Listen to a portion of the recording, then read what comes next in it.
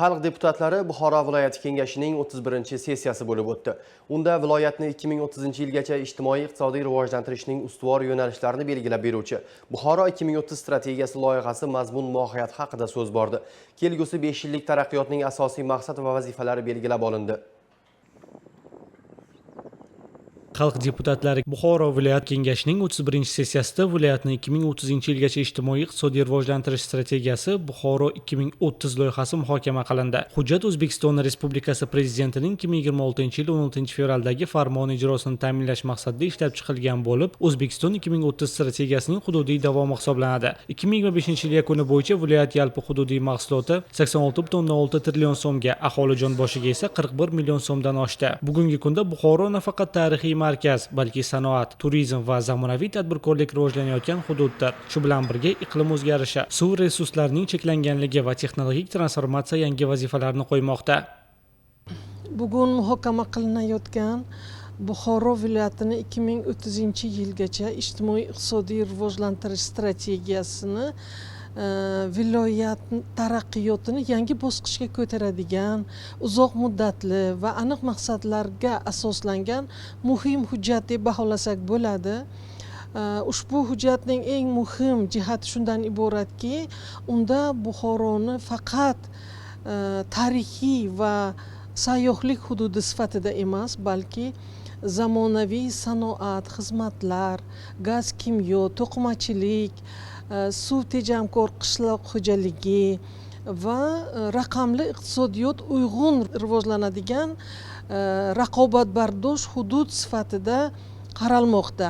Ayniqsa mana turizm sohasiga alohida e'tibor berilganligi, aniq maqsadlar qo'yilganligi bu juda ham muhim ahamiyat kasb etadi. Bu Buxoroning tabiiy va tarixiy ustunliklariga mos keladi. Jumladan 2030-yilgacha mahalliy va xorijiy sayyohlar sonini 13 million nafarga, turizm eksportidan tushumlarni 1,5 million AQSh dollargacha yetkazish rejalashtirilgan. Bu faqatgina sayyohlar sonini ko'paytirishni emas, balki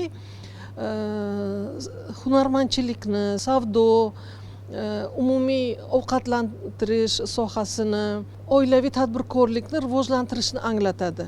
Va albatta bu shu xalqimizni manfaati yo'liga xizmat qiladi. Shuningdek, ijtimoiy sohalarda belgilangan maqsadlar ham aynan inson manfaatlariga xizmat qiladi. Umuman olganda ushbu strategiya, Buxoro 2030 strategiyasi bu birinchi navbatda mana shu Buxoromizni yanada obod qilishga xizmat qiladi.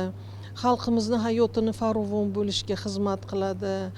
Iqtisodiyotimizni yanada kuchli bo'lishga xizmat qiladi. Bu strategiyaning o'ziga xos xususiyati shundan iboratki, bu strategiyada viloyatning tarixiy, madaniy, iqtisodiy va boshqa barcha ko'rsatkichlari o'z aksini topgan. Shu bilan birgalikda mana shu mavjud holatdan kelib chiqib, kelgusida 2030-yilgacha yana qanday ishlarni qilishimiz mumkin va ijtimoiy-iqtisodiy rivojlanishning asosiy yo'nalishlari 8 ta yo'nalish belgilab berilgan. Bu ishlar orqasida faqat raqamlar emas, balki aholining farovonlik darajasi, qulay yashash muhitlari ham o'z aksini topadi.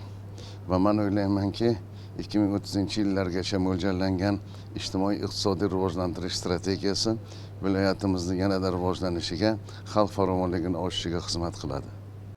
Strategiyaning bosh maqsadi viloyatning yuqori qo'shilgan qiymat yaratuvchi sanoat, ziyorat va madaniy turizm, innovatsiyalar hamda raqamli iqtisodiyot rivojlangan Markaziy Osiyoning raqobatbardosh hududiga aylantirishdan iborat. Bu loyihani biz bir necha jihatdan qarashimiz kerak. Birinchi navbatda Buxoro viloyatining 2030-yilgacha iqtisodiy ijtimoiy rivojlanish strategiyasi davlat bilan jamiyat o'rtasidagi ijtimoiy shartnomaning bir turi qarashimiz kerak. Ikkinchi navbatda yana bu strategiyaning o'ziga xos tomoni shundaki, ilgarigi resurslar va juda katta kapital manbalariga tayangan iqtisodiy rivojlanish modelidan voz kechilib, bu strategiyada viloyatning o'ziga xos xususiyatlarini birinchi navbatda inobatga olingan holda taraqqiyot strategiyasi ishlab chiqarilgan. Bu qanday o'ziga xosliklar? Birinchi navbatda bu tarixiy madaniy meros.